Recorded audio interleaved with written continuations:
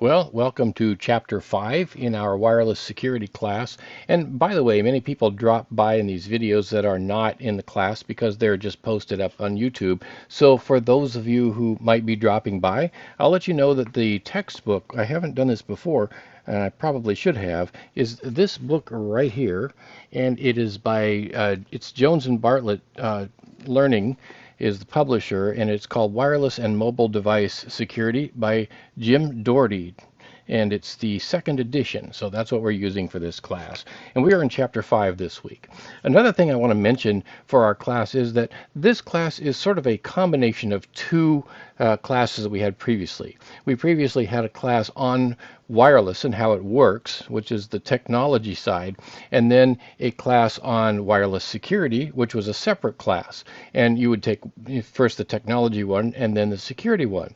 And we were not getting a lot of students in the technology one, and so we dropped that and combined the two. So there is a lot of technology in this course that is not specifically security, and this chapter happens to be one of them. There is a little bit on security in here, but there's a lot of technology here as well. Now, as I did last week, I'm just going to work my way through this, and there are several pages here. I put it on a Word document this week rather than a PowerPoint, and I want to keep these fairly short, under 10 minutes at least, and hopefully less than that. And so what I'm going to do is just move on until I get to a good stopping point in the time, and then at that point I'll cut it off and we'll take up the next section in another video. So wherever those happen to fall, that's where I'll put them.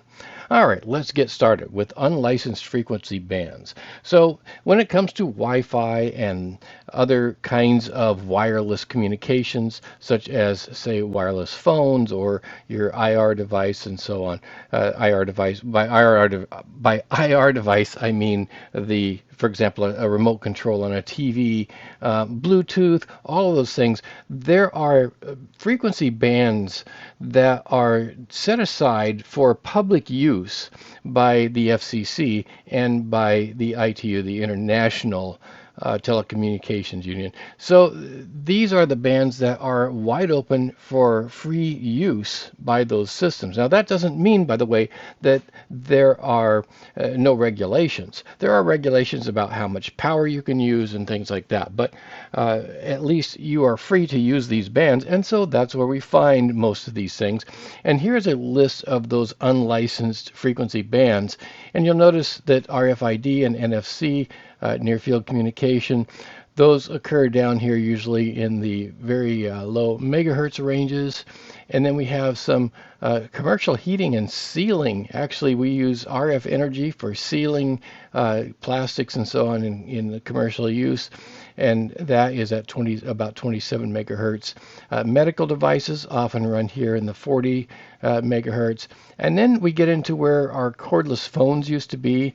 We don't really use cordless phones much anymore, but also Zigbee and IoT devices operate here at the 900 approximately megahertz range. Remember, these are all ranges. These are not just an individual frequency. These are a band of frequencies that operate around these, as we mentioned last week. Now, Wi-Fi occurs here at the 2.4, 5.8, and 6.0 gigahertz ranges. So that's where most of our Wi-Fi is today. Actually, 6 is a rather new addition. As of, I think it's like 2020 or something like that, that we added that. And then we have auto radar and motion detectors up here at a higher range. These higher frequencies, you can't get very far, right? So because you can't go very far with a very high frequencies, you really couldn't use them very well for Wi-Fi. So auto radar and motion detectors here, point-to-point wireless and millimeter wave, and then imaging, high frequency radar up here at 122, and all the way up here at 240 gigahertz are security scanners and spectroscopy, which are scientific devices to determine what things are made of using color analysis. All right, so that's the unlicensed frequency bands. I think I'll hold off on topology here. Topology is going to take me just a few minutes to get through, so I'm going to take that one on in the next video.